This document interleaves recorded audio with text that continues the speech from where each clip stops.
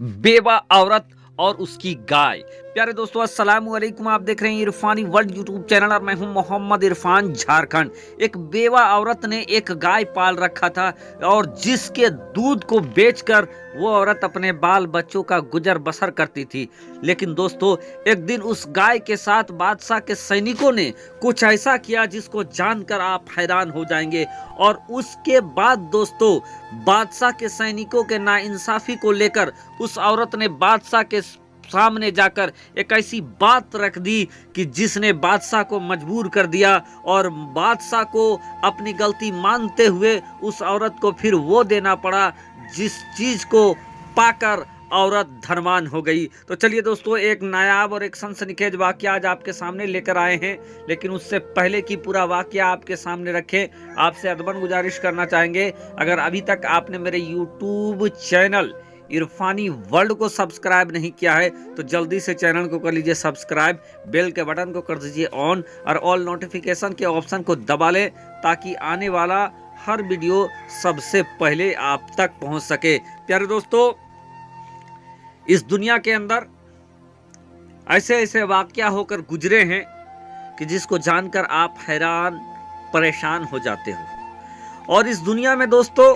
इतना गम है, इतना आंसू है कि अगर आप दूसरों का गम देखना चालू कर दोगे, दूसरों का आंसू देखना चालू कर दोगे तो आप अपना गम भूल जाओगे। बल्कि दूसरे के गम को देखकर आपको लगेगा कि जो दूसरे का गम है वही ज्यादा है, मेरा गम कितना कम है। दोस्तों, एक औरत जिसके शौहर का इंतकाल हो चुका था, वो औरत बेवा हो चुकी थी। उसके 3 छोटे छोटे बच्चे थे। वो औरत एक जंगल में कुटिया बनाकर रहती थी और उसने वहां पर एक गाय पाल रखा था, जिस गाय के दूध को बेचकर उसका पैसा जमा करती और उसी से खाना उना खरीदती और अपने बच्चों को उसी गाय के दूध को बेचकर वो पाला करती थी। गाय देखने में बड़ा बुलंद था, बड़ा खूबसूरत था। अगर एक बार उस जानवर पर नजर लग जाती आपको तो फिर आप भी कहते कि वाह क्या गाय है। दूध भी बहुत ज्यादा देती थी। लेकिन वो बेवा औरत, वो गरीब औरत उसी को दूध को बेचकर अपना गुजर बसर करती थी और उसका रोजी रोटी उसी दूध से हुआ करता था। एक बार का वाकया था दोस्तों कि जिस रियासत में वो गरीब औरत रहती थी, उस रियासत का बादशाह अपने सैनिकों के साथ जंगल के अंदर आता है शिकार करने को। जब शिकार करने को आता है तो शिकार करते करते करते करते वो बादशाह इतना शिकार में उलझ जाता है कि कब दिन खत्म हो जाती है, शाम हो जाता है, उस बादशाह को पता नहीं चलता है। और देखते ही देखते अंधेरा भी छा जाता है चारों तरफ। अंधेरे को देखते हुए बादशाह और बादशाह के सैनिकों ने यही फैसला किया कि आज की रात हम लोगों को यही कैंप बनाकर गुजारना पड़ेगा। उसके बाद सुबह होते ही हम लोग महल को लौट जाएंगे। फिर क्या था दोस्तों, सैनिकों ने बादशाह के लिए तंबू टेंट लगा दिए और बादशाह आराम करने के लिए टैंक के अंदर दाखिल हो जाता है। रात का वक्त था दोस्तों, बादशाह आराम कर रहा है। इधर बादशाह के सिपाही बाहर थे और कुछ देरी के बाद वो लोग जंगल में ही तफरी करने के लिए निकल जाते हैं, घूमने के निकल जाते हैं। इधर उधर घूमते हैं तो घूमते घूमते उसी बेवा औरत की कुटिया के सामने पहुंच जाते हैं और वो देखते हैं कि कुटिया के बाहर एक गाय, बड़ा बुलंद गाय रखी हुई है। अब ये सैनिक उस गाय को पकड़ कर ले आते हैं और उसके बाद उस गाय को पकड़ कर लाने के बाद दोस्तों उसको जिभा करके ये उसको भून कर खा जाते हैं। जैसे ही ये काम करते हैं दोस्तों और वापस लौट जाते हैं, लौटने के बाद सुबह उठते ही औरत घर से बाहर निकलती है तो देखती है कि उसका जानवर, उसका गाय घर के बाहर नहीं है। अब क्या था, वो अपने गाय को ढूंढने लगती है। ढूंढते ढूंढते ढूंढते ढूंढते वो बाहर निकलती है तो ये देखती है कि एक जगह बहुत सारा कंकाल पड़ा हुआ है और उसको अंदाज़ा हो जाता है कि शायद बादशाह के सैनिक जो यहाँ पर रात को रुके थे उन्हीं लोगों ने उसके गाय को खा गया है।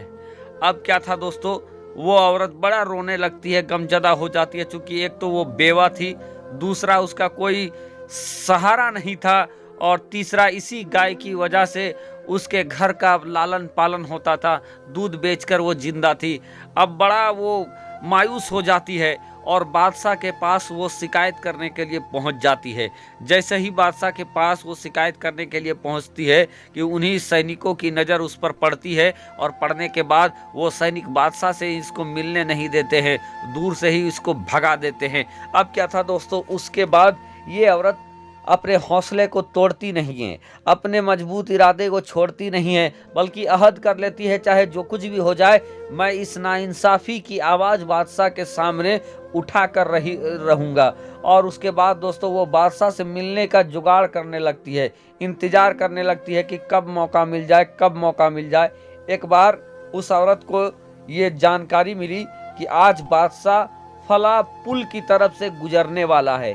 अब ऐसी जानकारी जब मिली तो वो औरत क्या था, वो बेवा औरत अपने घर से निकलती है और उस पुल के पास बहुत पहले से जाकर रुक जाती है।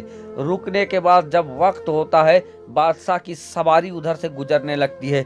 जैसे ही बादशाह की सवारी पुल पर आता है कि वो औरत सवारी के बीचों बीच खड़ी हो जाती है और कहती है, बादशाह मेरे साथ जो नाइंसाफ़ी हुआ है उसका फैसला आप इस पुल में करोगे कि इसका फैसला पुलसरात में करोगे। अब इतना सुनना था और इस बेबाकी के साथ बात को सुनना था। बादशाह हैरान हो जाता है कि ये औरत कह रही है कि इस पुल में मेरा फैसला करोगे कि पुलसरात में करोगे। वो बादशाह ईमान वाला था, फौरन अपने घोड़े से उतर जाता है और कहता है कि कहो क्या बात है, मेरे अंदर इतनी ताकत नहीं है कि मैं यहाँ का फैसला पुलसरात में कर सकूं, जो कुछ होगा मैं यहीं पर फैसला करूँगा, बताओ तुम्हारे साथ क्या हुआ है।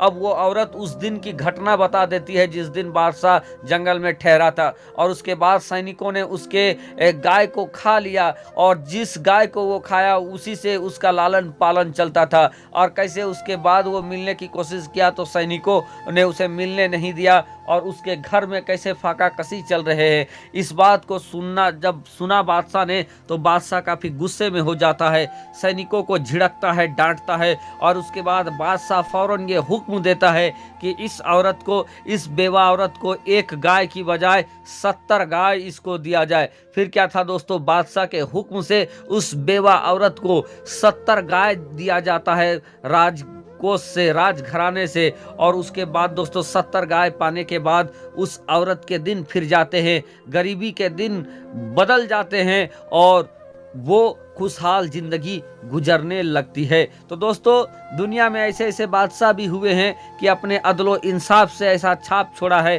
कि आज तक लोग उनका नाम लेते हैं।